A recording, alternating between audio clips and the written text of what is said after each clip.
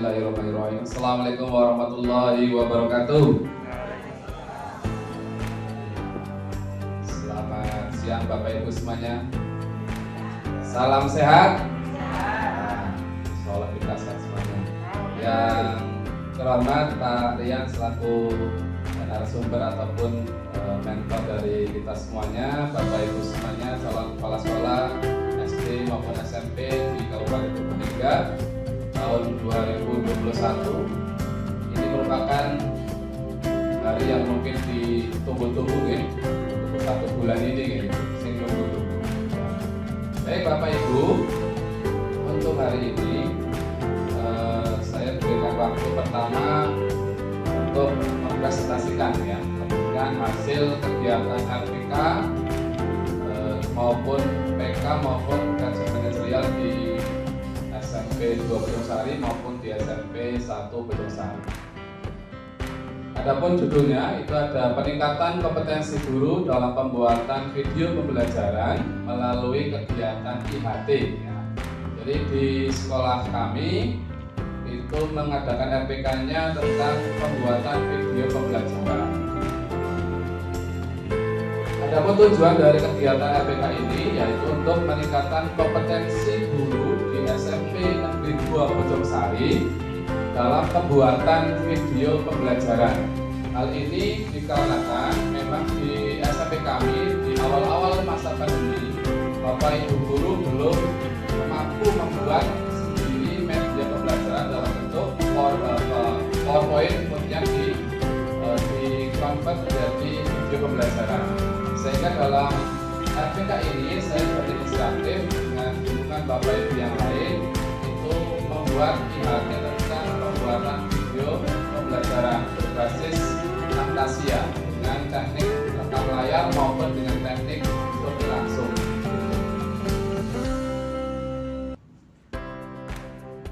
Untuk profil SMP 2 Bojongsari, bahwasanya di sana ada SMP 2 Bojongsari terletak di Desa Metenggeng, Kecamatan Bojongsari, Kabupaten Purbalingga, kurang lebih 9 km dari pusat kota Purbalingga.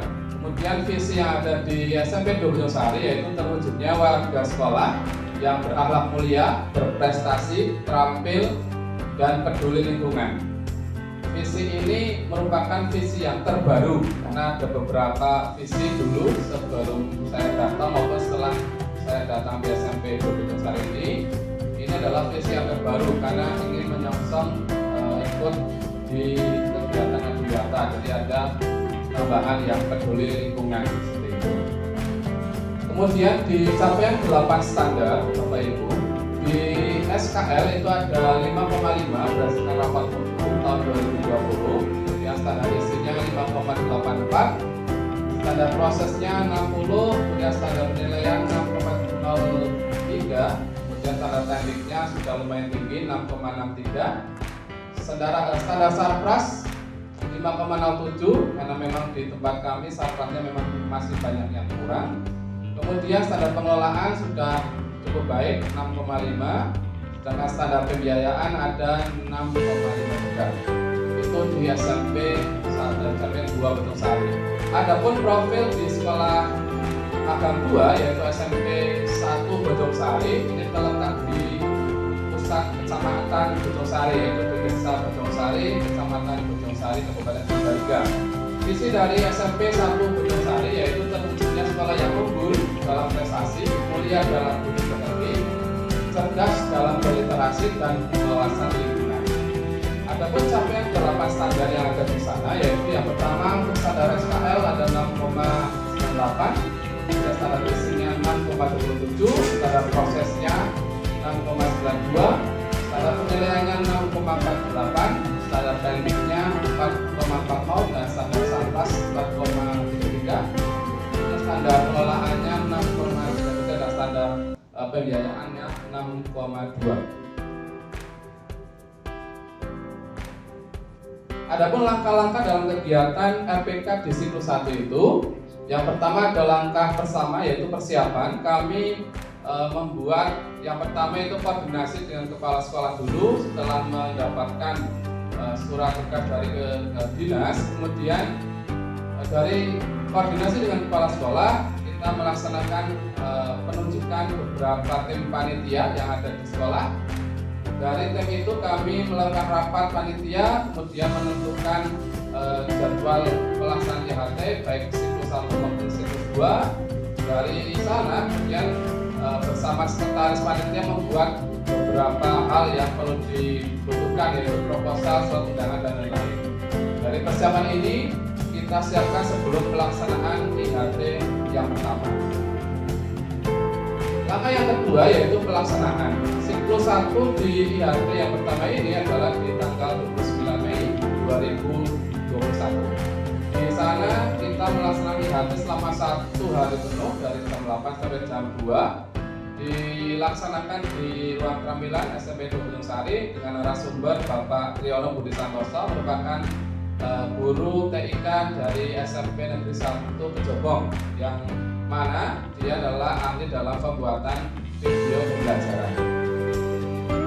Kemudian untuk monitoring dan evaluasi dilaksanakan pada tahap persiapan IHT maupun pada pelaksanaan IHT, sehingga ada proses monitoring yang dilakukan oleh saya sendiri, kemudian evaluasi dari peserta dan dari kepala sekolah maupun dari saya selaku guru yang sedang membuat kegiatan IHT tersebut. Kemudian dari hasil evaluasi ini kita melaksanakan kegiatan refleksi. Refleksi ini dalam forum kegiatan guru, forum diskusi guru yang ada di sekolah kami. Di refleksi ini guru masing-masing yang melaksanakan kegiatan pembelajaran di kelas dengan penggunaan media video pembelajaran melakukan diskusi terkait dengan hal-hal yang ada di kelas. Dari hasil refleksi ini didapatkan bahwasanya ada beberapa hal yang perlu dievaluasi. Contohnya pada pelaksanaan kegiatan pembelajaran dengan video itu sendiri. Walaupun anak-anak senang, tetapi dalam kenyataannya ini merupakan hal yang baru, sehingga anak-anak kemungkinan hanya bisa melihat betapa indahnya videonya saja, tetapi untuk materinya masih belum begitu masuk dalam pikiran mereka, sehingga terpana dengan videonya malah melupakan materinya. Dari hasil refleksi ini maka perlu dilaksanakan rencana tindak lanjut, yaitu pelaksanaan IHT yang kedua dengan sistem tuntas jawab. Bagi guru-guru yang sudah mampu melaksanakan pembuatan video secara mandiri, akan melatih beberapa guru yang belum terampil dalam pembuatan video, baik itu dari awal pembuatan PowerPoint sampai proses pembuatan video dengan kertasnya. Dalam kegiatan monitoring dan evaluasi ini dilaksanakan dalam proses persiapan, pelaksanaan, evaluasi, dan refleksi. Dalam kegiatan RPK dengan menggunakan instrumen yang ada, yaitu instrumen dari 11A kemudian 11C gitu ya. Dari itu untuk mengukur capaian keterlaksanaan dan dampak dari kegiatan IHT, yaitu peningkatan mutu guru dalam pembuatan video pembelajaran. Dari hasil monitoring itu didapatkan untuk siklus yang pertama atau IHT yang pertama ada 95% keterlaksanaannya. Yang belum terlaksana adalah briefing panitia sebelum pelaksanaan, karena ada beberapa teman guru yang panitia itu belum bisa hadir dalam pembukaan, itu ada yang tidak hadir sehingga belum bisa terlaksana briefing secara keseluruhan untuk semua panitia. Kemudian di evaluasi yang selanjutnya di keterlaksanaannya di siklus 2 sudah mencapai 100% untuk monitoring.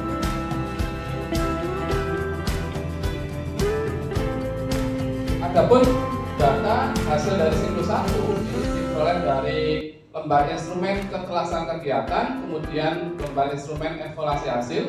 Didapatkan untuk keterlaksanaan kegiatan RPK adalah 95% dari yang tadi saya sampaikan, yaitu yang tidak terlaksana adalah briefing panitia sebelum pelaksanaan IHT siklus 1. Adapun evaluasi hasil kegiatan dari 36 sampel guru yang di 36 36 sampel semua yang hadir di IHT itu terdapat 72,41 yang telah bisa membuat media dalam bentuk video, walaupun belum semuanya pakai Camtasia. Ada yang hanya rekam pakai PowerPoint langsung ataupun menggunakan aplikasi yang lain. Refleksi dari kegiatan siklus 1 ini yaitu untuk melihat permasalahan, yaitu kelebihan maupun kekurangan yang ada. Kelebihannya adalah bahwasanya video ini sangat perlu digunakan dalam proses pembelajaran di kelas, sehingga anak-anak antusias, kemudian minatnya juga bertambah. Apalagi nanti kalau sudah minatnya bertambah, tentunya harapannya hasilnya pun bertambah. Tetapi dari siklus 1 ini, hasil dari proses pembelajaran belum bisa kita ukur karena kita tidak mengukur sampai ke pelaksanaan studi building. Kemudian pada proses refleksi ini kekurangannya adalah di mana belum semua guru bisa membuat media video pembelajaran. Masih ada beberapa guru yang belum bisa membuat secara detail sampai proses rendering. Langkah-langkah pada siklus kedua hampir sama dengan siklus yang pertama.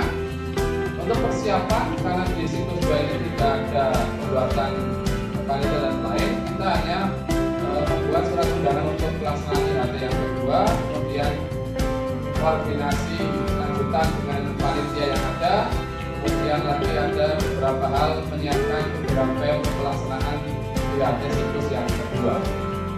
Untuk pelaksanaannya siklus yang kedua ini dilaksanakan selama 1 hari.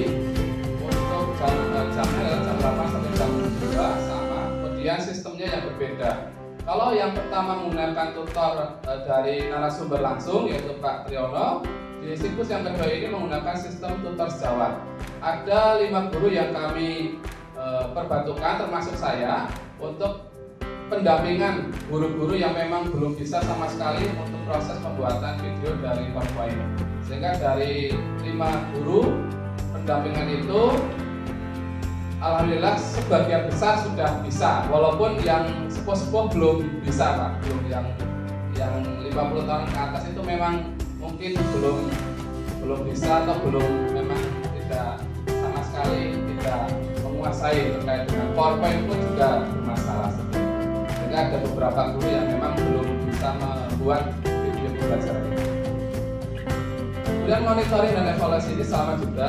Untuk siklus yang kedua, monitoring dilaksanakan dari proses persiapan kemudian pada proses pelaksanaannya juga. Ada penggunaan instrumen 11A dan 11C. Kemudian refleksi ini juga sama menggunakan sistem FGD ya, forum group discussion dari teman-teman guru. Di sana mengutarakan hal-hal yang positif maupun yang negatif. Kemudian dari hasilnya di kelas kami juga mengukur keterlaksanaan, kemudian ada studi well-being-nya, kemudian ada ketercapaian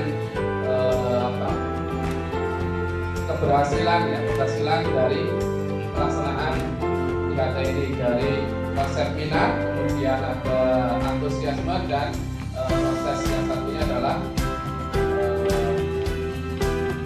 minat, kemudian ada antusiasme, dan ada satu lagi saya lupa gitu ya. Kemudian yang selanjutnya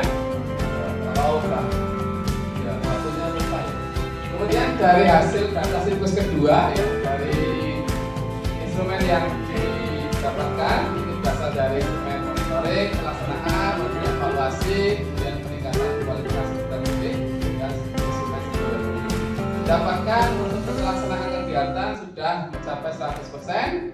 Evaluasi hasil ini meningkat dari 72 sekian persen. Evaluasi yang di siklus 2 sudah 88,9%. Walaupun beberapa guru memang belum bisa membuat video pembelajaran ini sampai selesai, tapi sudah lumayan ada peningkatan. Untuk kualitas pembelajaran sudah mencapai 84,09%. Ini didapatkan dari hasil hasil yang didapatkan di kelas yang diisi oleh anak-anak. Saya mengambil sampel dari pakaian itu satu kelasnya 3 kalau nggak salah ya, tetapi saya membuatnya satu kelas yang nambah, jadi lebih banyak. Jadi ada 66 siswa yang saya sampel, jadi hasilnya ya lumayan 84,09. Kemudian student well-being-nya ini memang lebih sedikit daripada yang kualitas pembelajaran, yaitu 81,41.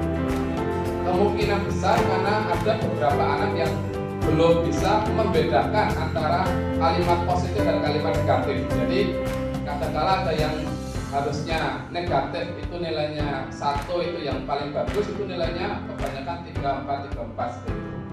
Mungkin kalau di atas ada 34 itu sampai bawah itu 34 sehingga hasilnya 81,41 seperti itu.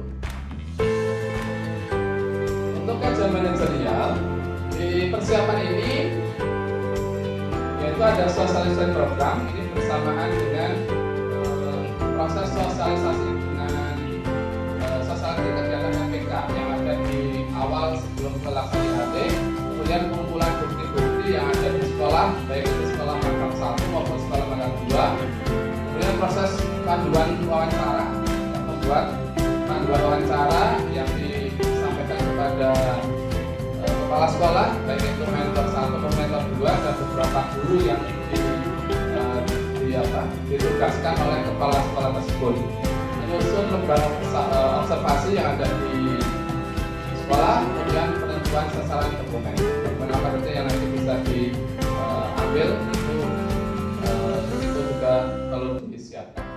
Untuk pelaksanaannya melakukan wawancara, kemudian pengamatan dan studi dokumen, yaitu dengan menganalisis capaian rapat mutu, melihat kondisi nyata yang ada di lapangan, melihat juga mewawancari beberapa guru untuk melihat kekuatan dan kelemahan yang ada di sekolah tersebut, kemudian tantangan apa yang ada di kedua sekolah tersebut sehingga kami bisa membuat rekomendasi yang perlu dicapai ataupun dilakukan oleh kedua sekolah tersebut, sehingga jadilah kajian manajerial atau materi kajian manajerial yang ada di laporan seperti itu.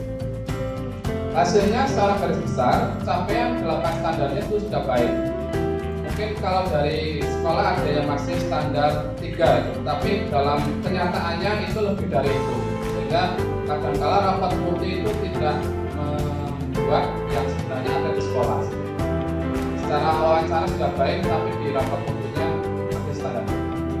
Namun perlu ditambah program-program yang lebih inovatif sehingga dalam pemenuhan standar mutu yang ada di sekolah itu akan lebih baik lagi, sehingga ke depan apabila kita menjadi kepala sekolah paling tidak punya program-program yang inovatif sehingga tidak setiap tahun sama terus itu. Kemudian untuk kegiatan PK yang awal yaitu persiapan itu di sosialisasi program peningkatan kompetensi di sekolah magang 2, kemudian pengumpulan bukti-bukti, menyusun panduan wawancara kepada kepala sekolah. Kalau saya menggunakan kompetensi supervisi, maka yang saya buat adalah pertanyaan tentang supervisi. Kemudian menyusun lembar observasi, penentuan sasaran dokumen dan menyampaikan panduan wawancara pada kepala sekolah magang 2. Pada proses pelaksanaan kami menjadikan kepada kepala sekolah mentor 2 melakukan wawancara terkait dengan proses supervisi yang ada di sekolah tersebut, dari proses perencanaan, pelaksanaan, kemudian monef, dengan evaluasi sampai kegiatan tindak lanjut. Apa saja yang ada di dalamnya terkait dengan supervisi itu, hingga nanti saya menggali betul apa saja yang ada di dalamnya, sehingga saya mendapatkan banyak hal terkait dengan supervisi yang baik, kemudian bagaimana melakukan tindak lanjut yang baik di sekolah magang yang kedua. Kemudian melakukan studi dokumen, yaitu bagaimana dokumen-dokumen itu ada dari proses perencanaan, kemudian pelaksanaan supervisi yang tebal-tebal sekali isinya, kemudian sampai pada proses tindak lanjut. Jadi kepala sekolah ataupun guru senior yang ditugasi untuk mensupervisi itu melakukan rekomendasi berupa tindak lanjut apa yang harus dilakukan oleh guru yang disupervisi. Kemudian observasi dan wawancara terkait budaya organisasi yang ada di sekolah kami. Kemudian hasil peningkatan kompetensi ini didapatkan dari instrumen 11B, yaitu untuk kompetensi kepribadian itu didapatkan awalnya sebelum dilaksanakan kegiatan PK itu 87,5. Kemudian setelah kegiatan PK naik menjadi 94,1. Kemudian di kompetensi manajerial saya mengisinya awalnya itu memang ada yang tidak bisa sama sekali, maka rendah 66,07. Kemudian setelah adanya kegiatan PK ini menjadi 89,1. Kemudian di kewirausahaan ini lebih rendah lagi yaitu 60. Dan setelah proses PK menjadi 91,8. Walaupun secara kenyataannya kalaupun diukur secara real mungkin tidak sampai 91 saya untuk kompetensi kewirausahaan, tapi teman-teman menilainya seperti itu. Kemudian supervisi, saya memang tidak pernah mensupervisi selama jadi guru, jadi memang ada beberapa hal yang harus saya pelajari, maka nilai yang di awal saya penelitian KPK-nya itu 45,83, di kegiatan setelah PK itu menjadi 79,3. Di kompetensi sosial ini ada 60, meningkat jadi 92,1. Di kegiatan PK ini banyak hal terkait dengan budaya organisasi maupun yang lain yang sangat saya senangi didapatkan dari kepala sekolah meter 2. Walaupun saya hanya mempelajari supervisi, tetapi saya tanyanya banyak gitu ya, tanyanya banyak, tidak hanya masalah supervisi saja, sehingga perlu dilatih dalam kondisi kita semuanya. Nanti menjadi kepala sekolah harapannya semua kompetensi itu ada semua, sehingga menjadikan kita perlu selalu berlatih dan belajar. Kita belajar selama 3 bulan di diklat ini belum paling tidak ya nanti belum bisa memberikan banyak ya, walaupun nanti ini sudah ada pembekalan 3 bulan, tetapi saya harapkan secara pribadi itu nanti terus belajar kepada semua ya, semua kepala sekolah maupun senior yang ada di lingkungan Purbalingga, sehingga nantinya dari hasil ini kita perlu meningkatkan betul sesuai dengan angka-angka yang ada di layar ya, sehingga kompetensi kita sebagai kepala sekolah itu sangat ya paling nggak nanti meningkat lah. Kesimpulannya Bapak Ibu, di keterlaksanaan kegiatan dari hasil analisis yang ada didapatkan kegiatan RPK maupun PK maupun KM itu dapat terlaksana dengan sangat baik dengan keterlaksanaan 100% sesuai dengan instrumen. Adapun untuk kompetensi gurunya di siklus 1 itu dari hasil evaluasinya ada 72,41%, kemudian naik menjadi 88,93% pada siklus 2. Kemudian di pelaksanaan kualitas peserta didik dan hasil evaluasinya itu sudah mencapai kategori baik dengan nilai 84,09 dan studi benefitnya 81,41 itu juga dalam kategori baik. Kemudian di peningkatan kompetensi yang sudah saya sampaikan, secara rata-rata untuk peningkatan kompetensi ini dengan nilai sangat baik atau A dengan nilai 89,28, sehingga mudah-mudahan itu penilaian secara real kepada saya, tidak hanya melihat saya lagi ikut kepala sekolah jadi dinilainya tinggi-tinggi, mudah-mudahan tidak seperti itu. Sehingga harapannya untuk peningkatan kompetensi ini kita perlu dipertanggungjawabkan ke depannya seperti itu. Dengan nilai yang segitu maka ke depannya bisa lebih baik lagi. Mungkin itu dari saya Bapak Ibu semuanya. Kalaupun ada pertanyaan ataupun masukan kami persilahkan. Monggo.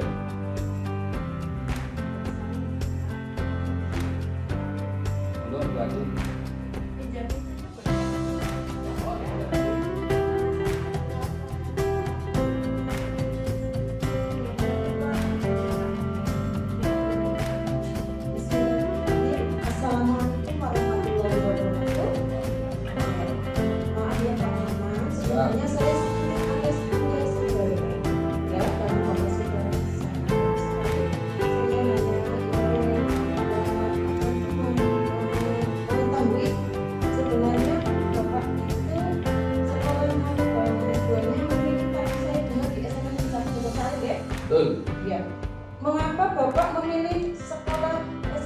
Bojong Sari itu sebagai kegiatan sekolah nomor 2 kan banyak sekolahan. Terus mengapa ya Pak? Tolong dijawab dengan jujur ya Pak. Ya, yang kedua, apa yang setelah tadi kegiatan baik kajian manajemen maupun di sekolah nomor 2, yang akan saya tanyakan, apa yang akan Pak lakukan adopsi dari SMP 1 Bojong Sari itu yang nantinya akan diterapkan di sekolah Bapak yang baru kira-kira seperti itu membuat untuk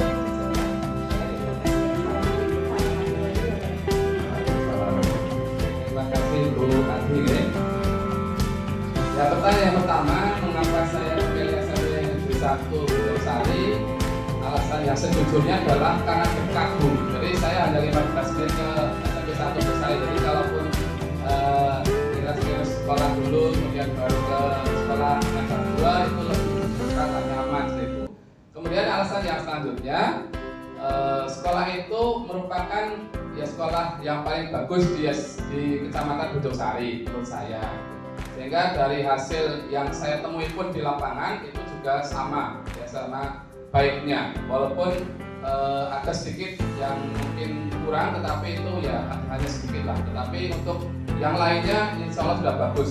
Dari prestasinya pun sudah luar biasa bagus. Sehingga banyak hal yang diadopsi dari sana, misalnya contohnya proses pelaksanaan supervisi. Walaupun di sana kepala sekolahnya bagus, tetapi beliau juga merekomendasikan guru senior untuk bisa mensupervisi teman-teman guru yang lebih junior itu, sehingga pola kerjasamanya juga lebih bagus. Kemudian di sana juga ada prestasi tentang adiwiyata, itu juga sudah nanti masuk ke provinsi, itu juga perlu diadopsi, walaupun tidak semuanya bisa menjadikan sekolah adiwiyata. Kemudian di pola budaya organisasinya juga sudah bagus, saya akui di sana pola step by step dari awal awal masuk bulan Juli sampai ke pelaporan yang ada di bulan Juninya itu juga sudah bagus. Walaupun ada yang sisi negatifnya ya ada, tapi tidak sampai dari sini lah gitu ya. Tapi kalaupun secara positifnya jauh lebih banyak daripada sisi negatifnya. Ada lagi Bu? Oke, kira ada lagi Bapak Ibu? Oke, Ibu Salma dulu.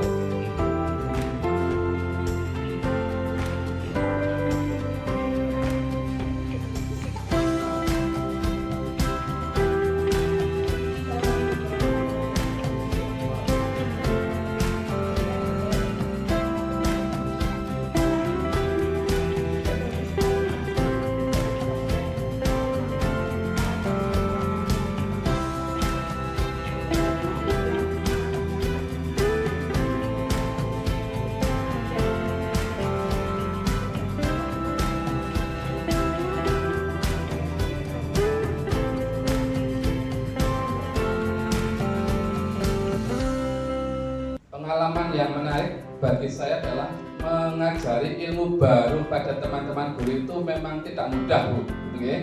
Jadi harus sabar gitu ya, harus sabar betul. Hal-hal yang baru pada diajarkan ataupun ditularkan kepada teman-teman guru itu memang harus perlu kesabaran khusus gitu.